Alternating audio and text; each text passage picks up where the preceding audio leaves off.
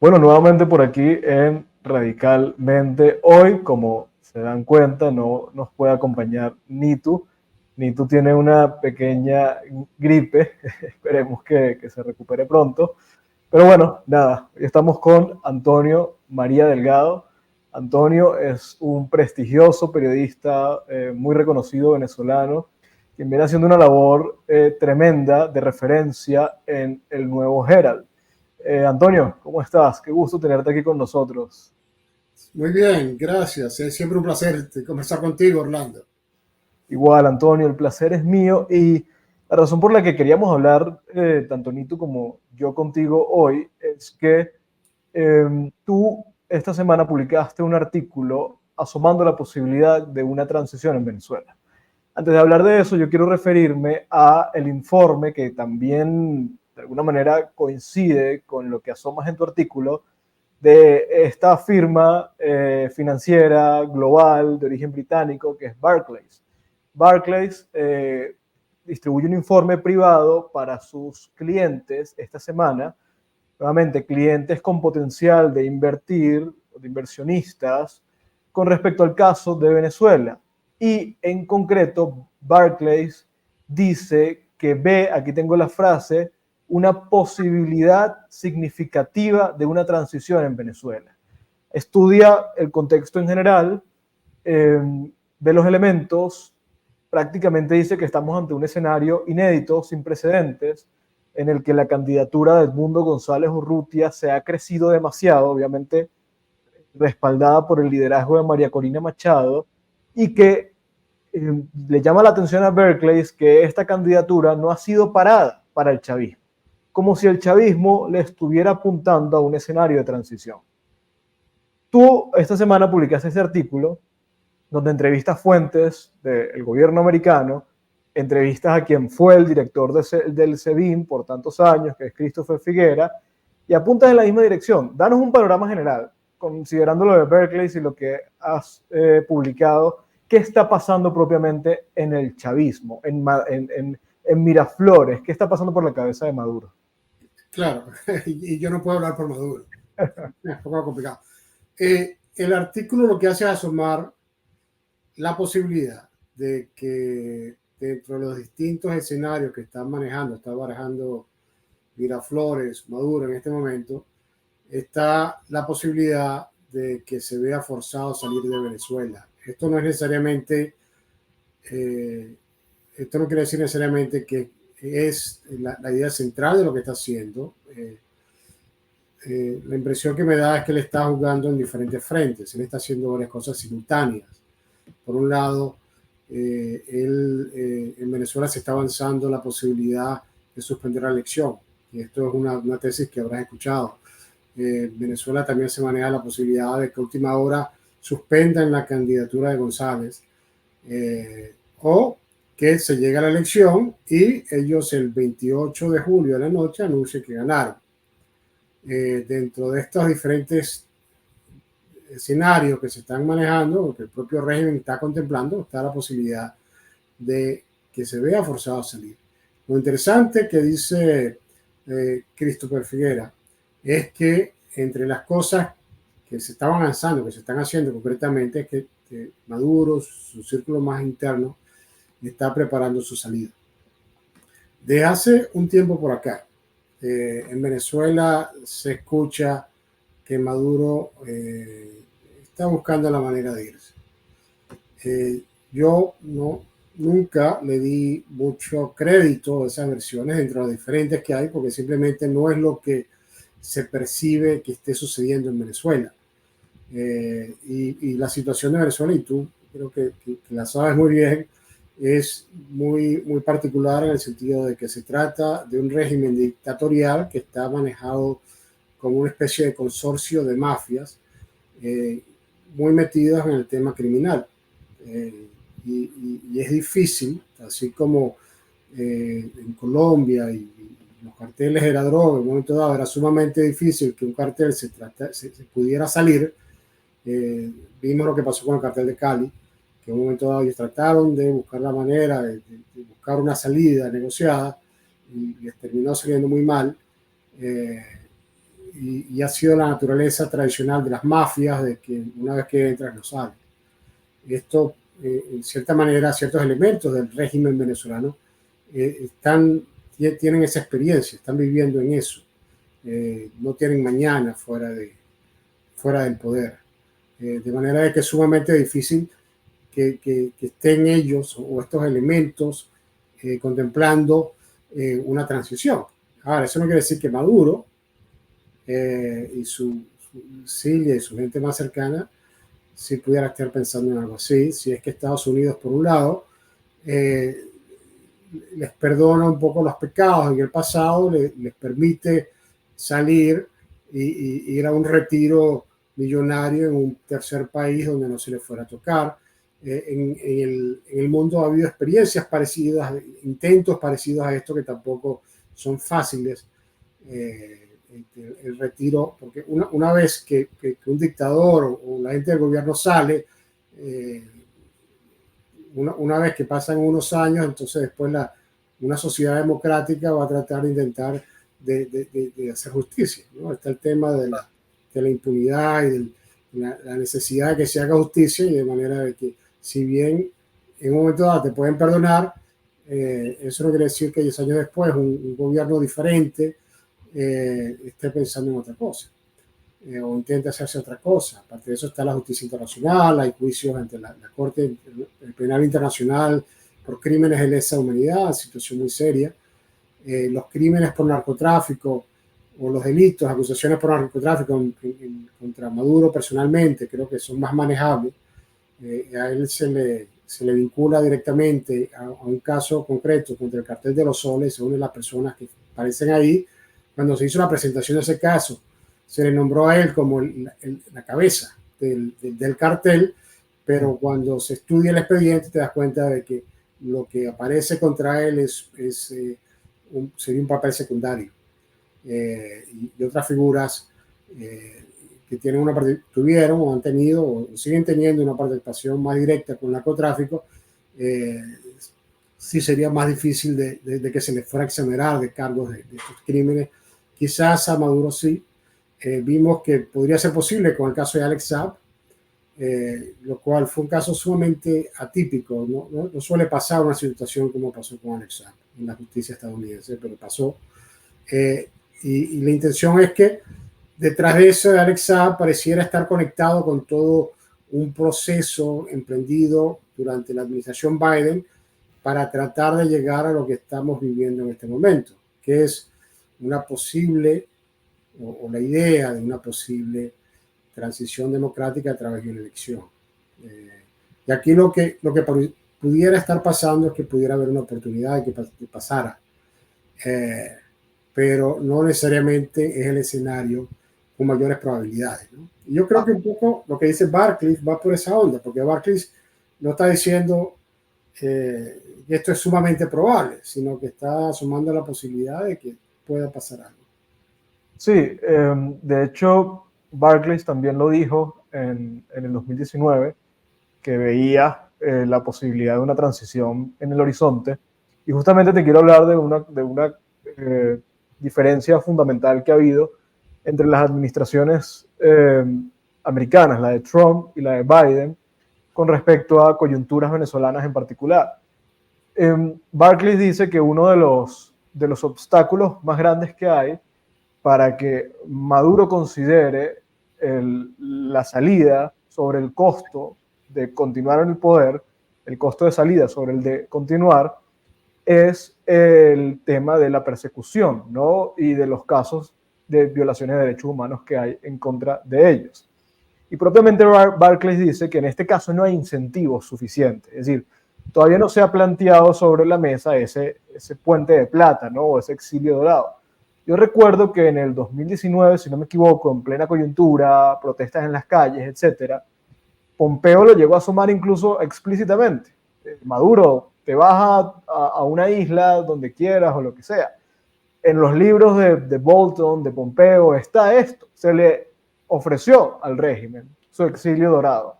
En ese momento, por X o Y, no funcionó. Tú hablaste para este artículo con algunos funcionarios americanos. ¿Qué está sucediendo adentro de las negociaciones o qué intuyes tú? Es decir, ¿tú crees que aunque esto no se ha dicho públicamente, ya se ha asomado? ¿Tú crees que ya se ha ofrecido el puente de plata, o de el exilio dorado, la posibilidad para que Maduro opte por el costo de salir superior al de continuar? Sí, nosotros hablamos, este tipo de situaciones no la confirman. Sí te puedo decir que más bien la información que estaban dando ellos, que ellos no estaban en este momento viendo que Maduro se desprenda del poder, pero es el tipo de cosas que te van a decir. Y hablamos con la gente de inteligencia de acá. Y lo que te quiero decir que es el tipo de cosas que te van a decir si es que hay algo que se está haciendo debajo de la mesa. Ellos no te van a decir algo que pudiese alterar un poco lo que han estado tratando de hacer. Claro. Eso ¿Qué dicho, intuyes tú? ¿Qué crees?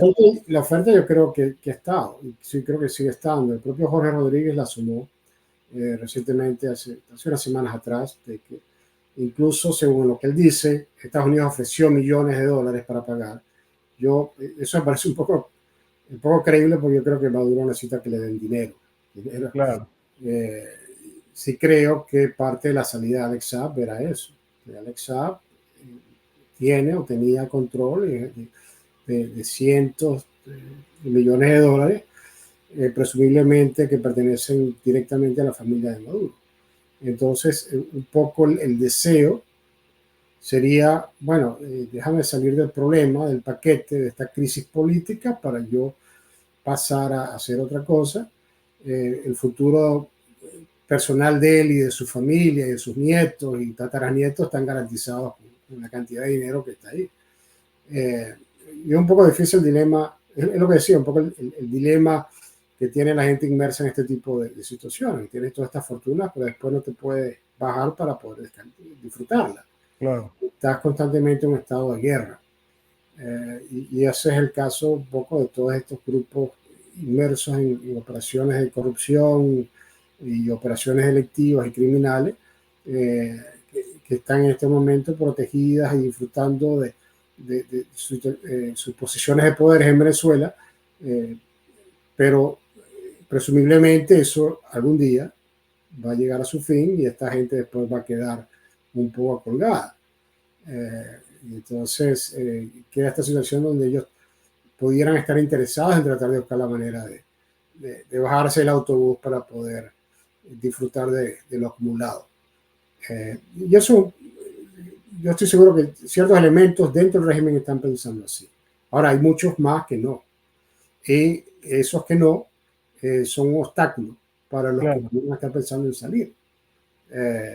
Porque van a quedar siendo ahí colgados, ¿no? Claro, claro.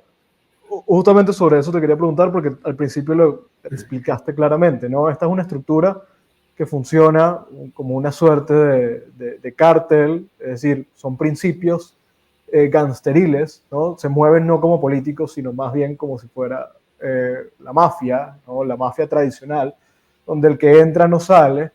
Y Maduro, pienso yo, Maduro está donde está, no por algún talento en particular, porque claramente no lo tiene como lo tenía Hugo Chávez, pero Maduro ha logrado algo impresionante, que es mantener la cohesión del sistema. Y esa cohesión parte por mantener contentos y tranquilos las diferentes facciones criminales que hay.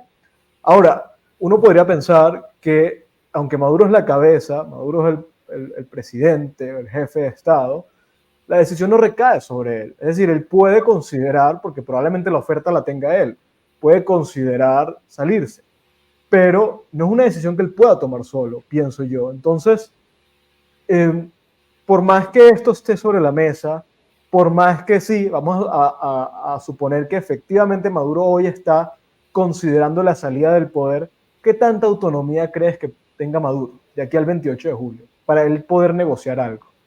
Es decir, en últimas, que él considere la salida del poder es importante, influye en algo. O sea, ese es uno de los grandes problemas que él tendría, es que en cierta medida de estar considerando salir del poder, tendría que estar haciéndolo a espaldas de algunos de estos sectores. Claro. Y muy probablemente tendría que tener un doble discurso. Y por un lado, dar la impresión que está haciendo todo lo posible para seguir avanzando y garantizar la permanencia en el poder, sin poder alertar a los otros grupos porque pudiesen generar no solamente un fuerte conflicto interno, sino situaciones de riesgo de seguridad interna. Yo lo que pienso es que, y un poco, y esto es lo que decía un poco Christopher Figuera, que es que la situación está difícil, ¿no? La, la, la tesis de una victoria electoral, tal como están las cosas en Venezuela, va a ser muy poco creíble y posiblemente no sea adoptada o comprada por nadie, dentro del país o fuera del país. De manera de que pudiera haber, o sea, la tesis de buscar legitimidad a través de una victoria electoral no se le va a dar de ninguna manera. El tema está en que hay tanto hastío dentro del país y tanto descontento, incluso dentro de las Fuerzas Armadas, que pudiera haber una situación interna a niveles de la oficialidad por debajo de los que están en la cúpula del poder el día de la elección, y pudiera haber una especie de enfrentamiento, ¿no? De hecho, una cosa que no escribo en el artículo, pero que yo temo que pudiera estar gestándose en Venezuela, es que hay un gran riesgo de ver una situación de violencia en las semanas finales de julio. De manera, Okay. por un lado, porque tienes tanta esperanza que está generando la campaña de la oposición, es tanto el sentimiento en Venezuela de que esta es como la última oportunidad, si no hay un cambio de régimen este año, que la situación definitivamente se perdió. Y es tanta la desesperación que, bueno, simplemente va a haber un choque de tren, me temo yo, entre lo que puede pasar.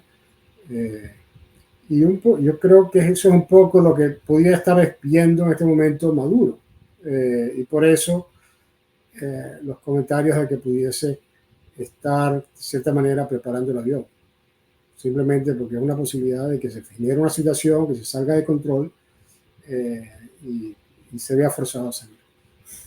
Oye, Antonio, interesante esto que dices, sobre todo porque creo que un escenario de conflicto que parece inevitable, considerando la voluntad de ambos sectores de imponerse, ¿no? Ese escenario implica unos riesgos tremendos, sobre todo para el régimen. Es decir, la oposición ya ha pasado por procesos de conflicto. Normalmente las etapas de represión más bien les brindan oportunidades a la oposición, oportunidades que en ciertos momentos no se han materializado en cambio de político, pero han provocado condena internacional, aislamiento del régimen, sanciones, han provocado quiebres, porque precisamente si tú puedes hoy hablar con Christopher Figuera, es producto de una etapa de conflicto que hubo en la que él consideró, y no hay que demeritar, Christopher Figuera era probablemente uno de los 5 tipos más poderosos del chavismo en ese momento, y él consideró conspirar contra Maduro porque veía la situación inaguantable. Es decir, ocurrió ya, puede volver a ocurrir. Disculpa, él entre varios. Claro. Porque él no era el único, y hay otros más que estaban participando en esas conversaciones, en esas discusiones, que todavía están dentro del Que régimen. todavía, es cierto, es cierto. Y gente de muy alto rango. De manera de que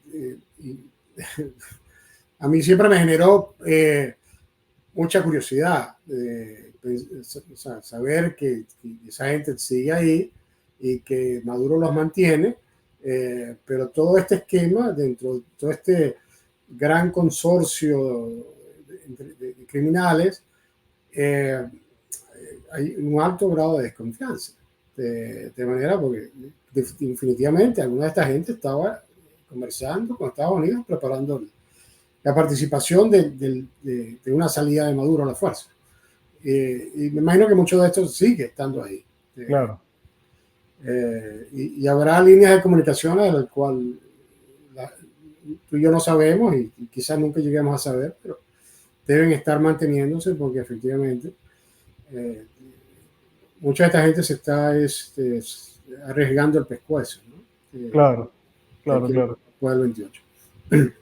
Antonio, bueno, Barclays, que también lo tocas tú, ya hablaste también de la posibilidad de que el chavismo suspenda las elecciones, pero Barclays establecía estos tres escenarios con respecto a las elecciones, ¿no? Es evidente esto, pero el escenario de la suspensión de las elecciones, el escenario de la inhabilitación finalmente de Edmundo González, o el escenario del fraude electoral. Todo parece asomar, al menos al punto en el que estamos hoy, que creo que muchos pensamos que no se iba a llegar a este punto, que el chavismo definitivamente se está decantando por el tercer escenario, el del fraude electoral. El del fraude electoral, dice este informe, genera muchísimo riesgo para el chavismo porque pasa por dejar que la oposición siga construyendo momento político, siga desarrollándose, siga creciendo la campaña. Lo que María Corina está haciendo en sus giras es impresionante. Y en últimas, el fraude va a requerir que el chavismo ponga a prueba la cohesión del sistema y su aparato represivo. Este es un sistema que, aunque uno ve al chavismo robusto, yo no sé si este es un sistema como el del 2019, como el del 2017, y nos vamos más atrás, que ha superado las pruebas del momento.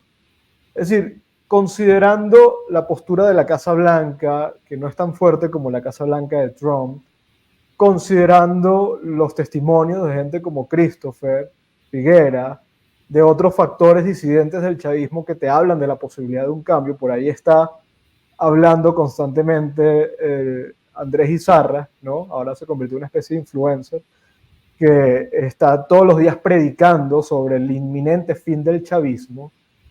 ¿Tú crees que el escenario de fraude sea sostenible para el chavismo, que tengan la capacidad represiva y la cohesión del sistema para, asumiendo que Maduro va a seguir ahí, que Maduro no está negociando nada, pero puede el sistema mantenerse, llevar ese fraude hasta finalmente imponerse? Sí, bueno, sí, en la historia hemos visto dictadores que se han mantenido sin tener ningún tipo de respaldo, no solo respaldo popular, ni tampoco, digamos, legitimidad de origen o algún sistema, algún tema que les permite ser o sea, tener legitimidad por temas legales, ¿no? Yo a veces me pregunto, para hacer lo que está pasando en Venezuela, ¿para qué vas a convocar elecciones?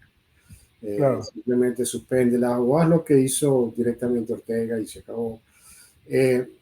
Un régimen puede sobrevivir eso si es que cuenta con el total control del aparato represivo. Es difícil ver lo que está pasando por dentro, pero estamos viendo que, o sea, hay un alto grado de cansancio entre la figura de Maduro, mucha gente que lo quiere afuera, dentro de su propio régimen, y estaría dispuesto a pasar la página. Y es un poco difícil ver cómo puedes tú mantener eso en el tiempo.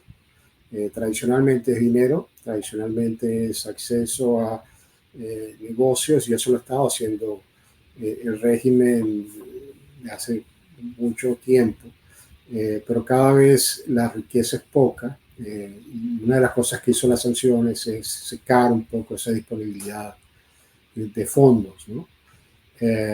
Se ha mantenido a través de la corrupción, obviamente, se ha mantenido a través del dinero que ingresa a Venezuela a través del narcotráfico y las ventas de petróleo por debajo de la mesa, que se han mantenido. Ellos creo que están hablando todavía de aumentar la producción a 1 millón de barriles diarios, pero la cantidad de dinero que ingresa ahí es bastante limitada. Y creo que el venezolano ya entiende de que si esto se mantiene, lo que va a hacer es continuar la penuria y continuar las dificultades y continuar toda esta situación. No sé si hasta a ver hace unos meses atrás una encuesta que sacó Rubén Chirinos Sí, del análisis, que decía que el 40% de los venezolanos sí, que están en Venezuela consideraría salir. salir, es impresionante. Y eso significa 10 millones de personas que están pensando salir de Venezuela. Y eso va a ser insostenible, porque América Latina no va a aceptar eso, ni Estados Unidos va a aceptar que una porción significativa de eso trate de ingresar acá. De manera de que va a ser una situación muy difícil para todo el hemisferio. Yo no estoy seguro que Maduro pueda sostener esto en el tiempo, pero no quiere decir esto automáticamente que si decide cantar victoria el 28 de julio, eh, el país se le levante ese mismo día y termine tumbando, ¿no? Porque creo que mientras tenga control del aparato represivo, tiene herramientas para luchar, eh, pero se le vuelve muy difícil, ¿no? Se le vuelve más difícil de lo que ha sido tradicionalmente. Creo que ellos han aprendido con todos estos años, ¿no? Cómo dominar Sí. la población, cómo reprimirte, etcétera, etcétera. Pero cuando tu propia gente se te levanta, entonces ya es mucho más difícil. Oye, Antonio, para terminar, tú has cubierto ampliamente la corrupción en general en Venezuela y la corrupción que ha penetrado a la oposición, ¿no? Y a factores de la oposición, empresarios de la oposición, etcétera. Ese factor, es decir, corrupción, ha sido determinante para definir el curso de la oposición, la forma en la que se desempeña y se desenvuelve la oposición. No podemos hablar ni de un pueblo o una sociedad alzándose el 28 o una sociedad dispuesta a defender su voto o un costo alto para el chavismo si no consideramos el papel que va a jugar el liderazgo opositor. Es determinante, lo va a definir todo. Considerando el trabajo que tú has hecho y que has venido siguiendo muy de cerca eh, cómo se comporta la oposición, ¿ves una diferencia con respecto a este liderazgo? ¿Ves un liderazgo más determinado, un liderazgo menos cooptado? ¿Cómo lo ves? ¿Cómo lo describirías? Sí, yo creo que una de las cosas que incluso le ha complicado la vida a Maduro, régimen, ha sido el liderazgo de María Corina. Creo que entre sus cálculos ellos estaban previendo que iban a lidiar con una posición más similar de lo que ha estado pasando en el pasado, muy dividida, muy fraccionada, eh, en la superficie unida, pero por debajo de la mesa muy fraccionada y con muchos conflictos internos. Eh, Creo que María Corina, cuando se le inhabilitó y después ella nombró a la profesora Yaris y la inhabilitaron a ella también, creo que ella pudo haber adoptado otra postura diferente a la que adoptó, y sin embargo ella dio una gran muestra de estadismo cuando salió a decir no, aquí no es un tema de protagonismo, esto es un tema de tratar de rescatar el país y yo con gusto respaldo a este otro señor, y de repente se le volteó en ese momento la tortilla al régimen, quien era básicamente una persona que era políticamente un desconocido, se volvió toda esta todo este factor que amenaza la permanencia del poder de Maduro. De manera que ha sido eh, una posición que le ha pegado muy fuerte al régimen. María Corina ha estado trabajando en la calle desde hace ya bastante tiempo. Ha sido un liderazgo que ella lo ha mantenido. Sé que mucha gente le ha pedido que se fuera del país, que tratara de hacer otra cosa y ella se ha mantenido muy fiel en lo que estaba haciendo. Y creo que ha estado creando esta situación que estamos hoy viviendo. Básicamente no estoy seguro que bajo otro liderazgo esto que estamos viviendo se estuviera gestando. No, creo que hubiera sido diferente. Eh, Pero bueno, o sea, siempre la corrupción está, siempre una de las cosas que sí, efectivamente hemos visto como elementos de supuestos representantes de la oposición venezolana se han visto inmersos también en prácticas de corrupción, lo cual es muy triste y muy desalentador. Pero yo creo que más bien dentro de eso lo que estamos viendo con este actual liderazgo es más bien algo que genera esperanza. Oye, Antonio, mil gracias, gracias por estar con nosotros, gracias por esto. Y nada, seguimos muy atentos y por supuesto invito a la gente a que estén atentos de lo que publica Antonio, que bueno, en el Nuevo Herald, que siempre tiene información bastante relevante sobre Venezuela y en general. Gracias, Antonio. Un placer.